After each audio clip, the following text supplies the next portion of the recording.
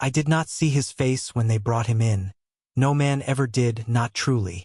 Yet the sound of him has remained with me all my life. Not his voice.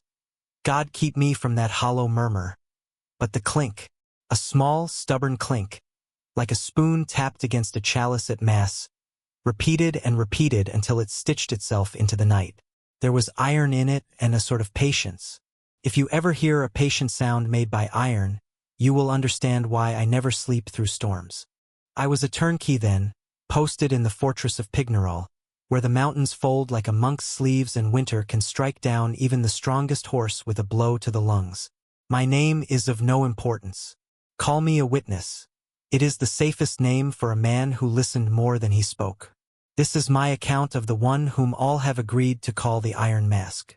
I will tell you only what I saw, only what I heard, and I will leave you the task of believing it. The clink sounded first before dawn, when the convoy reached the gate.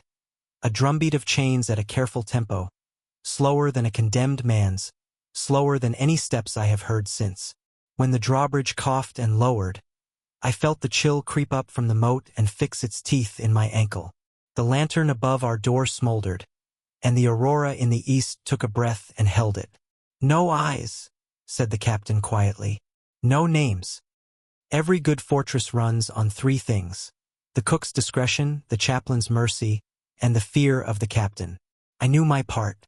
I kept my head down, I held the door, and in came the tall figure in a traveling cloak, with a hood pulled forward and the glitter of iron where a cheek should be. Behind him walked a governor of sparse words and impeccable posture, the kind of man who smells of paper even in the stables. He carried a sealed letter with a black thread tied about it, and he treated that letter as you or I would treat a beating heart. I knew at once the prisoner was not ordinary. Ordinary prisoners arrive like dropped sacks. Angry, staggering, pleading, cursing their captors, bargaining with saints. This one moved with the modest courtesy of a man entering a chapel. He stood where the captain placed him, straight as the iron stanchions of the gate. You could not see his eyes, but you felt them touch you. A thin, precise pressure, like a needle laid against a pulse. I will say it once now, to spare us both the suspense that gnaws like a mouse inside the wall. I never saw his face. Not once, not at the beginning, not in the middle, not at the end. When I close my own eyes at night, I see something else. A dark oval shape and the faint lift of breath behind it, as if a face were a candle and the iron the glass that shelters it. And yet I knew his face existed. That is what trapped me. Had he been faceless, a ghost, a rumor, I might have slept. But there was, under the weight of that iron, someone with the ordinary burden of a brow and a mouth, someone who had to sneeze, who had to swallow, who could smirk or tremble or bare his teeth and perhaps did all of it, hidden. Behind the metal there was a man. The rules arrived before the prisoner's supper. The governor, let us call him the governor, for his name tasted of paper, summoned 12 of us to the great room. He set his gloves on the table as if laying down 2 white doves to sleep, and spoke into them rather than to us. No man addresses the prisoner unless addressed first, he said. No man speaks within his hearing against the king or for him. No man brings him a book unless I have chosen it. No man writes his name in chalk where the prisoner might see the letters. No man opens a window when he is in the passage. No man looks at his face. No man says his name. The captain lifted one eyebrow. What shall we call him? The governor unfolded a small smile. We shall call him nothing at all. If we must, we shall say, the lodger. We each signed a second oath, then pressed our thumbs to a small plate of black wax that took our prints like a patient swamp. When it came to me, I observed the gloss of the wax and the faint imprint of the captain's hand. All the prints lined up like a procession of saints whose miracles had fallen out of fashion. I received my duties. Mornings at the door, evenings with the key basket, a midnight circuit on odd-numbered days. The lodger, pardon me, the prisoner, occupied a chamber that had once housed an astrologer in favor. The ceiling had been painted with stars, mostly rubbed away now by time and smoke, and there was a narrow window cut like a slit in a knight's visor. In the wall between his chamber and the guardroom, a small hatch admitted trays. It was just wide enough for a plate and just high enough to let through a loaf if you squeezed it. That first night, after the clink had been exchanged for the click of locks, I stood outside the door and listened. The prisoner breathed softly, with the steady rhythm of a man who has made a bargain with himself to live until morning. At the end of the corridor, the bell for the chapel struck the hour. When it stopped, I heard something new. A pen on paper, nimble and calm. I looked down. The hatch was shut. The key in my belt felt warm with anxiety. No scraps of parchment were allowed to him, we had been told. And yet a pen wrote within in thoughtful loops. A letter? A confession? A map of the stars painted on the ceiling? It wrote until the candleware of the night thickened, then ceased at once, as if cut off with a knife.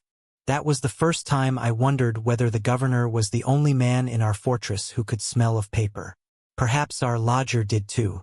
For months, nothing happened, and everything happened. That is how such stories proceed. Not by deeds, but by the slow erosion of certainty. He ate little. He spoke less. When he did, his voice was softened by the iron, as if each word had to walk a velvet corridor before reaching the hatch. "Thank you," he said the third morning, "for the porridge." The mask swallowed the word and returned it to me as a hum. "It is warm." He paused. "What is the weather?" I did not answer. I had no permission to answer. He seemed not to mind my silence, which made me feel ungenerous and somehow small. On the seventh day, I changed the bucket in his chamber while another guard held the door. On the table lay a piece of bread whose crust had been peeled away strip by strip as a child peels bark from a stick. In the center of the bread, pressed flat, there was a pattern made by fingertips. 4 points, across, 4 points again, as if the dough had been a map and the fingerprints cities. When the door shut behind me, I took a strip of the peeled crust and bit it and told myself it was only bread. "Iron rusts," said the chaplain one night. "It rusts quickest where the sweat collects. Tell your lodger that it is in his interest to keep dry." "I am not permitted to tell him anything," I said. The chaplain stirred his soup. "Then tell God, and hope he is better placed to tell the man than you are. A fortress has many voices. There is the slap of cards in the guardroom, the fat complaint of the kitchen door, the eaves that chatter in the wind like gossiping teeth. But nothing speaks like keys. Each ring is a choir. Each key carries a note that bears the memory of the locks it has loved or hated. Our keys whispered morning and night, a private liturgy. I was making my rounds with the ring in my left hand when I felt the brush of motion near the lodger's door. Not from inside, he kept his silences like a banker keeps accounts, but from the passage. A shadow trimmed itself along the wall and stopped where the candlelight ended. It was the governor without his gloves. "Do you hear it?" he asked me. "I hear many things," I said, and stared at a spot above his shoulder, as if a spider had woven an urgent message there. The scratching. We both waited. There was nothing. Then, softer than the fall of ash, a sound came from within the lodger's room. Not from the table, not from the floor, not from the bed where his body pressed a hollow in the straw higher. It was the sound of metal touching stone too tenderly to mark it. A tiny, delicate scrape and then no more. "He is counting," the governor said, almost to himself. "He is making a calendar, perhaps. Men must keep time even when time refuses to keep them." My mouth opened of its own accord with a question in it, but I let the question die where it was born. The governor turned away. As he did, the candlelight caught something near his throat, and I saw, not for the last time, that the governor wore a chain beneath his cravat. It was a plain chain without ornament or metal. Perhaps a key hung on it. Perhaps nothing did. Not everything that binds needs a weight. In the weeks that followed, the tiny scraping continued, not every night, not for long. Just enough to remind us that there was a mind inside the iron, and the mind was awake. The lodger's routine was precise. He woke before the bell. He walked 12 paces, I judged, by the placement of a creak in the floorboard back and forth for a measured time. He ate as a soldier does, efficiently, as if the food had sworn an oath to be swallowed and he to swallow it. He sat. He stood. He sat again. No prayers out loud. though sometimes the soft cushion of a sigh suggested the thought of a prayer. When he coughed, he did it with a kind of courtesy, as if apologizing to the iron. He received visits rarely. When they occurred, they arrived like thunderstorms. Skies darkening with outriders, air thickening with ink, and then the governor's step, and then silence. The voices on the other side of the door spoke in the cool tones of men who have burned their fingers on words before and learned caution. What were they about? Nothing. Everything. It always comes to the same thing with men who have power to conceal things. They add thin veils until the veils themselves are the only visible architecture. Once, when the governor departed after such a visit, I found a scrap of thread caught on the lower hinge of the door. It was black, very fine, and it clung as if it knew how to cling. I kept it in my pocket for a day. Then, feeling superstitious, I released it into the wind. It dipped and stole away, like a hair cut from the head of a saint and dropped into the stream. It is a simple process if you have patience. Every name sits on a shelf in the brain, next to a box of images, a pocket of feud, a scrap of song. You take the box down and you empty it of the letters. The images cannot find their labels and wander about looking lost. The feud, without a banner to march under, lies down like a tired dog. The song becomes only a rhythm without a tune. I know this because I did it to a name. I did it on purpose. I was not careless. I was careful. The governor himself had carved the warning into us. No man says his name. But there are names a man says only to himself. There are names that come unbidden, like a bird tapping against a window at dawn. He had the manner of someone whose existence would ordinarily demand a name, the way he received things as if they reminded him of ceremonies, the way a silence grew around him like a garden around a well. In spite of the iron, or because of it, he was something that once had been acknowledged. I do not know the names you have heard in books or in gossiping salons. Princes, cousins of kings, rivals dressed in straw, conspirators whose diaries have been eaten by mice. Those are not my concern. My concern was the calendar he scratched on his wall, the patient measuring of time by a man whose time had been taken from him. One morning I found a fly dead on the stone just inside his threshold, and its wings held a message in their glass veining. Symmetry and fragility can appear in any prison. I swept the fly away with a reverence that might have seemed foolish to a soldier. The lodger thanked me through the iron, and then, "This is nothing," you will say. "It is dust in a shaft of sunlight." I thought I heard him consider another word and abandon it. A word like friend. He did ask a question not long after. "The stars," he said gently through the hatch when I passed the tray. "Do you see them?" "Sometimes," I said, because his words had touched some chord in me before my caution could snuff it. "Do they look as they did 2 years ago?" he asked. "Yes," I said. "Perhaps clearer." He breathed out. "Good." I told myself that this was idle talk, the chatter of a man shut from the world who used weather and sky as spoons to stir the soup of his sanity. Still, that night I went to the parapet and looked. The smear of the Milky Way leaned as if a great spill had been made and never wiped. It did indeed look clearer, for the winter had taken the smoke from the village with it. I thought of his mountain of pages. Yes, pages, though I was never permitted to see them, written behind the mask. What did he write? A history of patience? A dictionary of silences? A long letter to someone who would never receive it? Some men keep watch over their souls by writing, some by counting, some by gripping the bar of a window and telling themselves the iron is a kind of rosary. They arrived on a summer afternoon and made the fortress smell like rain on black ink. The courier had a red welt across his palm where the rains had burned. The governor accepted the letter with his gloved right hand and undid the thread with the left, as a surgeon unties a knot before he cuts. There is an art to reading letters meant to be read only by one man. You do not break your neck leaning.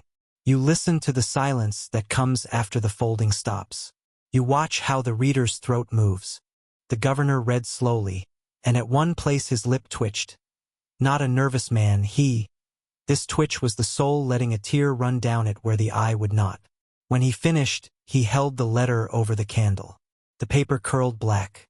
It did not flame. He crushed it into a ball with emotion so even that the paper made no noise, and dropped it in the small pan we kept for such funerals. He kept the thread.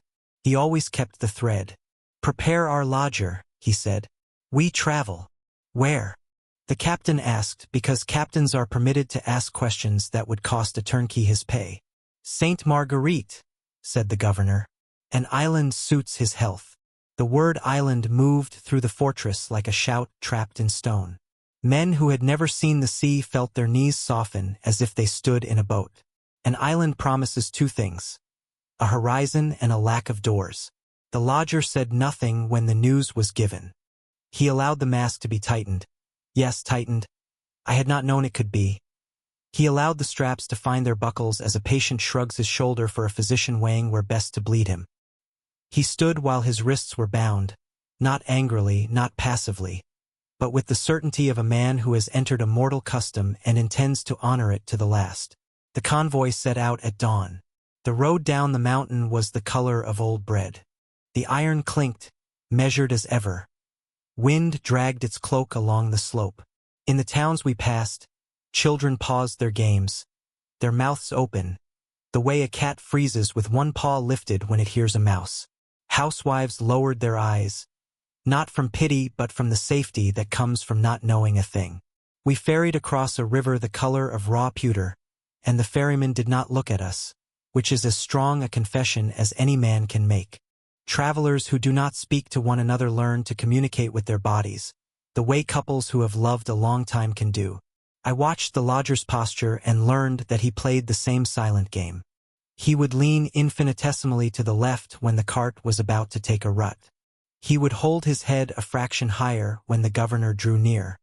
He would set his jaw, and I could tell this by the small shift where the mask met the strap, when the captain cleared his throat before giving an order. In this way a man builds a kind of speech that no prison can quite iron flat. I had seen the sea only once before, a ragged sheet of lead pressed hard by wind, with white tears in its eyes. Sainte Marguerite presented another face. It looked harmless, almost domestic, a schoolteacher who has never raised his voice. Yet the fort there had a particular nastiness to it, a cheerfulness in its white stones that I did not trust. The air smelled of salt and something else. Resin from the pines, perhaps, or old rope. We installed the lodger in a chamber narrow as a flute and twice as resonant. The slit of a window gave onto a slice of blue that moved like the flank of a beast breathing. The rules arrived again, folded in their usual severity. The governor's gloves went on and off with the rhythm of prayer. The chaplain made an attempt at a homily about hope and found midway that his tongue had gone on a separate errand. On the second evening I heard the lodger's pen again, and then, unmistakably, another sound. The voice of another prisoner, thin as reeds. There were two cells adjacent, connected by nothing visible. The voice entered ours, as ours entered theirs, by the slender tunnel of air that decades of men had made by breathing. I heard one man cough and the lodger wait, and then answer to a question not asked aloud. Yes. Whatever more passed between them passed in that soft corridor that does not transmit words as words, only as shapes. That is the cruelty of prisons well designed. They give you back the shape of companionship without the substance. The lodger never raised his voice. He used as few syllables in a week as I use in a minute. The other man chattered in small bursts, as a sparrow chitters at its own shadow. I learned nothing. I learned that they were alive. The governor appeared often with books wrapped like a newborn in cloth. They had no covers, those books, only pages and a dull needle. The lodger stitched the binding himself, neat, precise. When he returned the volumes, they smelled like iron and the light sweat of concentration. I stole one breath of that smell one afternoon when I carried a stack and a corner slipped. The governor's eye whipped to me and held me, gently, but like a thumb presses a moth to the table. He was not cruel. He was careful. Such men are more terrifying than cruelty is. A storm came. On the island, storms commit to their roles with the zeal of actors in a tragedy. The shutters stuttered. The sea laughed at us in smashed mirrors of foam. In the night, the other prisoner's voice rose to a thin keen and then stopped dead, as if obedience had reached out and snapped the string of it. The lodger sighed. and I felt the sigh in my bones as if I had been hollowed and tuned to his note. He wrote more after that. The scraping on stone resumed. A calendar, yes, but different now, with clusters and gaps, as if something in him had begun to count not days but the distances between breaths of hope. Men can live on hope the way sailors live on biscuits, hardly, but longer than you'd think. I dreamed that summer of a face without a face. In the dream, I stood in a room of mirrors and saw nothing return to me. When I woke, my own reflection in a washbowl startled me. This is no metaphor. We are anchored in the world by the recognition of faces. First our mothers, then our own. To be near a man whose face is a secret is to feel the anchor rope rasp like a saw against the stone of the harbor. You will have expected conspiracies. Men like to hear there were secret messages folded beneath cabbages, cunning alphabets hidden in salt cellars. We had little of that. The governor ran a clean house. But once, I confess this now, 40 years too late, I helped a message live longer than it should have. It began at noon with a loaf. The kitchen boy brought it hot enough to make the tray sweat. I passed it through the hatch with a caution practiced to ritual, and on the other side the lodger received it as one would receive an infant, with both hands, mindful of its softness. The loaf returned at dusk, hollowed a little. This was not unusual. He sometimes carved the soft to make space for meat. But when I lifted it, I felt a different weight than meat makes. Inside the belly of the loaf, wrapped in the flaked inner crust as if in a small shroud, lay a kernel, no larger than a cherry pit of wax. Within the wax, a thread. Within the thread, a folded fleck of parchment. I should have handed it to the governor at once. I did not. I do not pretend virtue. I pretend only curiosity, and curiosity has killed more than cats. I took the fleck to the chapel, where the light slides down the walls as tenderly as honey, and teased the thread apart with the nail of my thumb. The parchment unfolded with the reluctance of an old man rising from kneeling. On it, in a hand that I knew had written 1,000 pages within the iron, was a single sentence. "Has the king forgiven me for being born?" I stared until the letters blurred into ants. Forgiven me for being born. The sentence was at once child's, saints, and traitors. It is a dangerous thing when such evils and merits drink from the same cup. I refolded it, rewound the thread badly, and restored it to the wax and the loaf and the tray. Did I pass it along? No. I lacked the courage to betray my position and the courage to honor my conscience. I found a third path beloved of weak men. I did nothing at all. I burned the loaf in the kitchen, where smoke is common and suspicion lazy, and told the governor that the lodger had eaten well. I do not know who would have received that message. I do not know whether there was a second loaf in another corridor with a second question hidden in the belly of it. I know only that the lodger had asked the air to carry his sentence to an ear, and I broke the air's wings. Forgiven me for being born. I have said I will offer only what I saw and heard. I will make one exception and add what I felt, that evening, sitting under the chapel dome while the wind carried the tide's wet breath through a slit in the wall. I felt that the mask was not a prison but a covenant. Between the man and the king, between the king and his fear, between the fear and the idea of France. When a covenant is made with a face, the face must be concealed. How else can a story be sealed? Transfers are crueler than captivity, precisely because they tempt with the scent of elsewhere. The order came in autumn, when the pines on the island dropped their last green reluctance and stood like spears around the fort. We would sail quietly at dawn. It was said there had been a whisper in Paris, a shifting of chairs in the room where decisions sit. It was said that in another fortress a lock had failed at an inconvenient hour and a governor had found himself embarrassed. The king, it was added dryly, did not care for embarrassment. We set out in a boat that tried to be inconspicuous and therefore drew the eye. The lodger sat amidships with the iron turned toward the horizon. The governor kept his gloves on, though the spray made them slick. Halfway to the mainland the wind forgot where it was going and the sail shuddered. The boat took a skittering motion like a filly that has never seen a river before.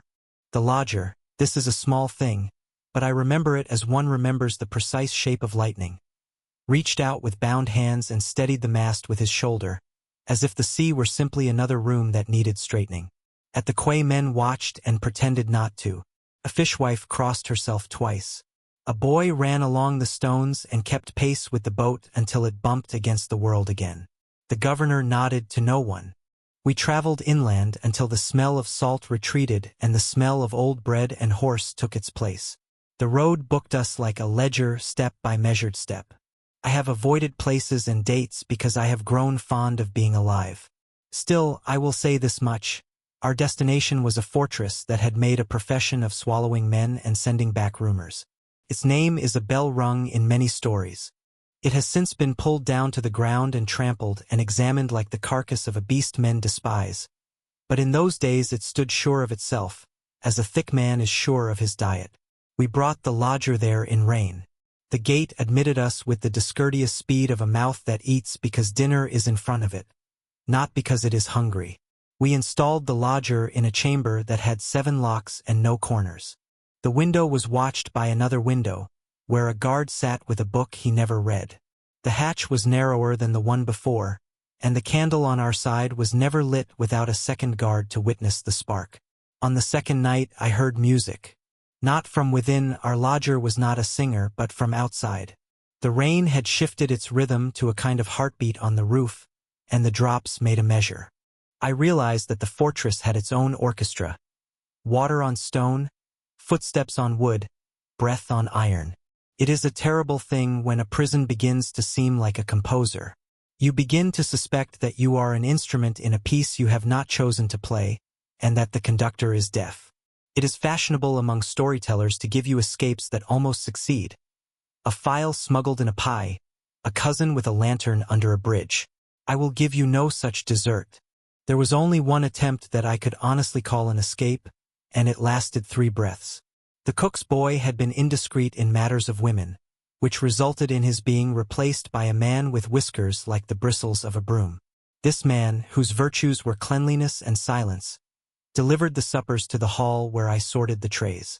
On one evening, the governor detained me in his study to ask, "This is not like him, but even careful men have families," whether I thought a certain wine agreed with his sister's digestion. He had a bottle on the table and another in the cabinet, and we were to choose the kindest of the 2 poisons. It took exactly as long as politeness requires to discuss another person's stomach. In that time someone, perhaps the man with bristles, perhaps some other genius of small moments, slid a slender blade into the linen that wrapped the lodger's bread. It was no proper knife. It was a sliver of metal, the sort a clockmaker might use to persuade a stuck gear to remember motion. It lay there in the bread's embrace and made no sound at all. I did not see it.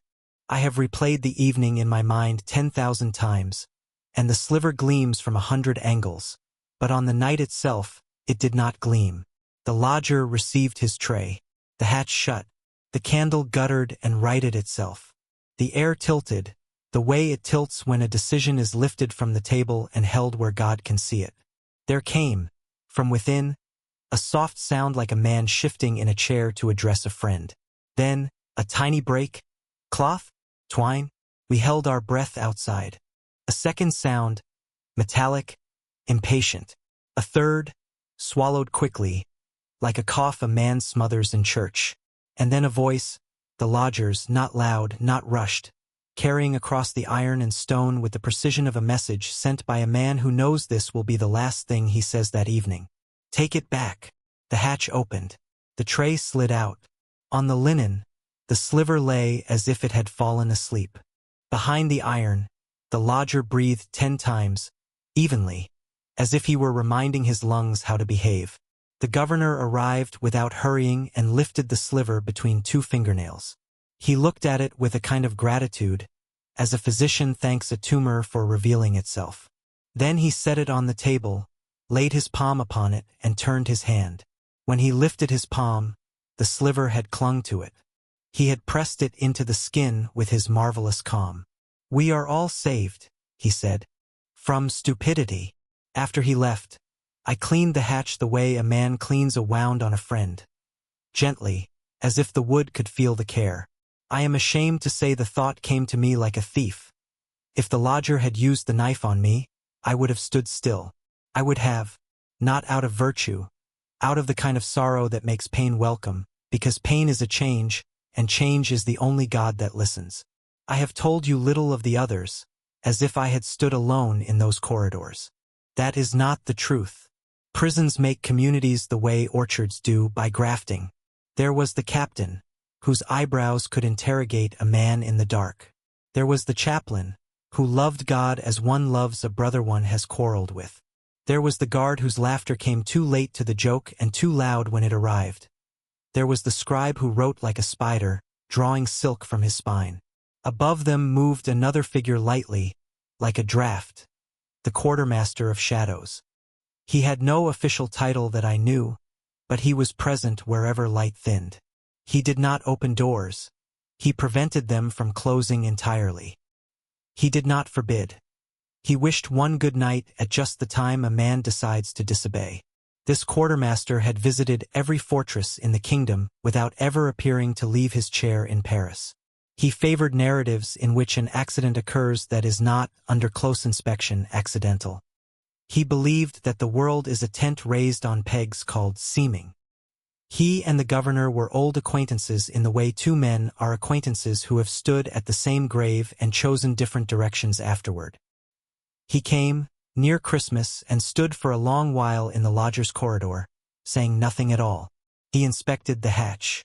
He bent as if to listen to the floorboards. He raised his head. "Who did you tell?"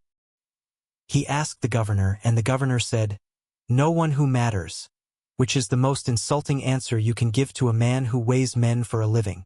The quartermaster smiled with his eyes and left an hour later. He did not glance at me, and so I remember him well. After he went, something in the fortress shifted, as a theater shifts when a new audience has entered and the actors feel the weather of the room change. The rules did not alter, but their temperature did. We no longer addressed the prisoner by his silence. We let it speak for itself. The trays we sent contained food that seemed to have given up on being warm or cold and settled for edible. The ink no longer reached his table in generous vials but in tight little jars that required persuasion to open. It was not cruelty. It was the economy of a regime that has decided its subject will live, and if he will live, he must be made to live. And if he must be made to live, then his comforts are a danger. The lodger wrote less. He walked more. Once, in the hour before dawn, he spoke a word not to me or to the air but to himself, and I heard it through the hatch though he did not intend that I should. He said, "Enough." The word hung there and refused to dissolve. Congealed. It made of itself a small altar on which he could lay the remainder of his patience. You know what comes. Death is the last governor. He keeps no gloves. He arrives punctually, and if he is kept waiting he taps his foot until men feel that foot in their own chests. It began with a cold. Many deaths do. The lodger's breath roughened. The chaplain prescribed the old remedies, hot wine with cloves, sheets heated by the fire and carried quickly, as if warmth were a hymnal that must be kept at the right page. The governor stood at the door until the captain suggested the governor might rest. The governor said, very politely, that he would rest when red ink ceased to exist. We sent for a physician who loved fashion and detested illness. He entered the cell with the progressive air of a man about to cure the body politic, frowned at the mask, and laid his ear against it in a short, skillful compromise. He prescribed broth and the bleeding of the right arm and a certain powder that made the patient's tongue forget to groan. He was wrong in all particulars, but that is not a crime in a physician. Their profession is organized courage in the face of ignorance. The lodger did not complain. He did not grow agitated. He did not ask questions. He asked for paper. I carried it in, yes, inside the door. For that day they decided that the iron's breath required supervision, and laid it on the table. He took up the pen as a man takes up a hand he will not hold again. He wrote a line. He blotted it. He wrote another. He turned the page. He was making a calendar, I thought, until I looked down and saw not numbers in their little prison cells but words, written in a tight hand that knows how to say much in small spaces. It was a list of names. Not places, not prayers, not regrets, names. Some I recognized as saints. Some might have been soldiers. One or two were women I had seen at court before they married and disappeared into estates where their laughter would be attended by dogs. There was, near the bottom, a name I did not expect to see and have not spoken since. It poured a cold into me that no stove could soften. He went on writing until his breath fell out of rhythm with his hand. He set the pen down with a care that broke my heart, the care of a man who knows someone else will have to pick it up. The governor read the pages after they had dried. He did not weep. Tears were not his currency. He placed the pages in an envelope and sealed it, and the seal was a mark I had not seen before, a device with a tower in it and a single small window. He wrote nothing on the outside, not even the word "to." That night, the lodger's breath grew shallow. The chaplain came and put his fingers on the iron and then withdrew them, as if the iron had burned through into his bones. He murmured the absolution in a voice that had known many sinners, some of them worth forgiving. When he finished, the lodger did a strange thing. He raised his hand. It shook. It did not ask permission to shake, and touched the chaplain's sleeve. The chaplain, startled, lifted his eyes and met the iron with the look a man gives when he recognizes someone in a crowd and cannot for the life of him remember the place or time. The lodger slept. He slept the sleep of a man whose candles are burning steadily on a well-kept altar. In the morning, at an hour when the street in front of the fortress hears its first cart and pretends not to have been lonely all night, he did not breathe. The iron cooled. That is the only phrase I can bring myself to write. The iron cooled. The governor recorded the death. He did not say the lodger. On the line where a name should go, he wrote a false one, as easily as a man might write an alias when he plots a harmless adultery. He sent the envelope. He ordered the mask never to be displayed. It was cleaned. It was wrapped. It was set upon a shelf no one dusted. 20 years later, a rat gnawed the cloth, and a guard found the iron again and felt a chill, though it was summer. We buried him as we bury men who have not existed, with economy. Priest said words. The gravedigger grunted. The dirt accepted what it was given. The stone that marked him was cut with a name that belonged to another man. I stood beside the hole and realized I had never until that moment conceived of his whole head, out of its scabbard, laid against the pillow of the earth. The idea shocked me, like seeing a father smile who never smiles. You expect an ending, perhaps an unmasking, some flourish when I draw back the curtain and display the face I never saw. There is no such trick.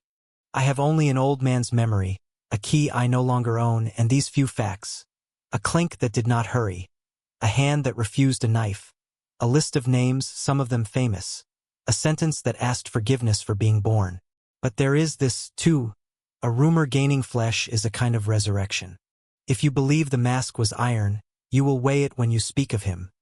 If you believe it was velvet, a mere hood with iron in it to stiffen the fear, then you will let him glide in your mind like a soft demon at vespers. I tell you that the weight existed.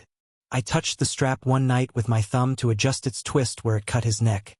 I was permitted by grace and necessity, and my nail came away with a flake of rust the size of a freckle.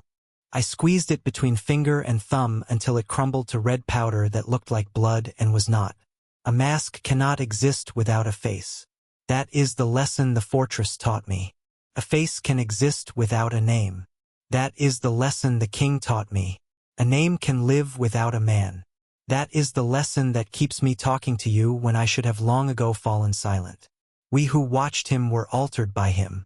The captain grew attentive to the pauses between orders and found, to his terror, that some men obey best in the long pauses where nothing is said.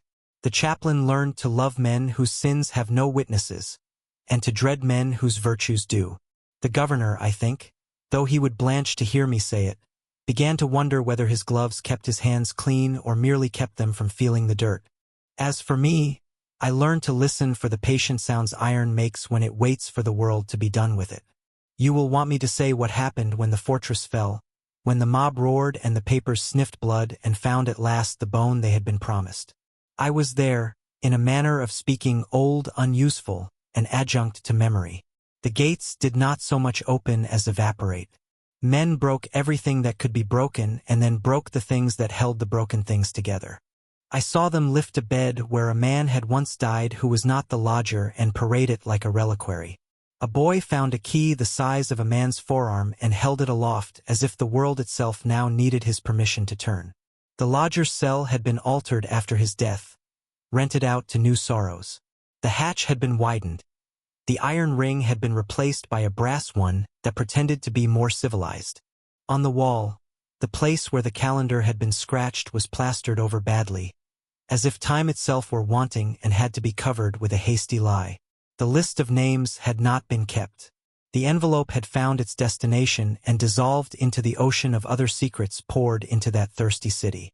A man in a red cap turned to me and asked if I had seen any ghosts. "Only the living," I said, and he laughed as if I had offered him a sausage. In the courtyard, a woman stood on a barrel and declared that the king would be made to account for everything. I do not know whether she included births in her reckoning. That night, after the shouting had burned itself down to embers, I walked alone along the wall. The rain had washed the blood into the drains, but not the noise. Noise stays, like a smell you cannot name. I laid my hand where once I had laid my ear, against the stone that had remembered the breath of a man who had never existed officially. The stone was neither warm nor cold. It was stone. It is an error to expect inanimate things to conspire to comfort us. I said aloud what I had not permitted myself to say in all those years, and I said it not to the lodger but to the iron. "I am sorry for the bread, for the knife returned, for the question I had refused to deliver to an ear, for all the sounds I had pretended not to hear and had collected instead. Like a miser gathers coins he pretends to spend. In age, men build altars out of what they have left. I have little left except the habit of listening. I have made of it a face. When I walk through the market, the cabbage leaves rustle a greeting.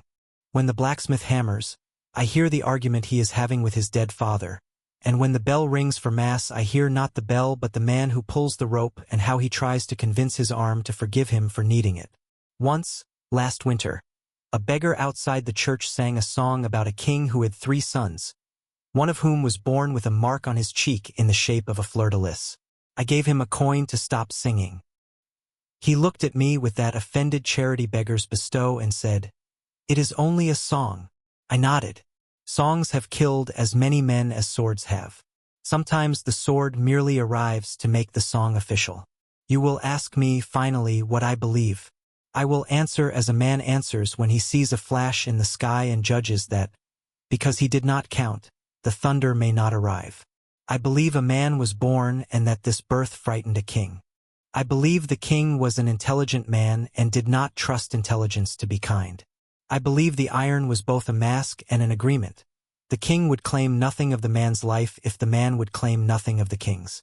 I believe the man behind the iron was not a saint and not a monster, but something far more dangerous, a human being upon whom an idea had been laid like armor that no hand could remove. I believe he chose, with the sliver of a knife in his hand and one breath of freedom available to him, to say no to the kind of freedom that ends all choices. I believe that is the hardest word a prisoner can say. I also believe I ought to have delivered his question to the world earlier than I have done here. Men who think themselves decent often commit their worst sins by omission. There are days when I sit and the mask is so present that the air seems to wear it. It occupies the place where a face would be and refuses to be displaced by any other face. I lay my hand against it and feel nothing and everything. I imagine very occasionally that I reach and remove it. The face beneath, in my imagining, is always ordinary. That is the part of the dream that makes me wake with my heart stuttering like a bird against glass.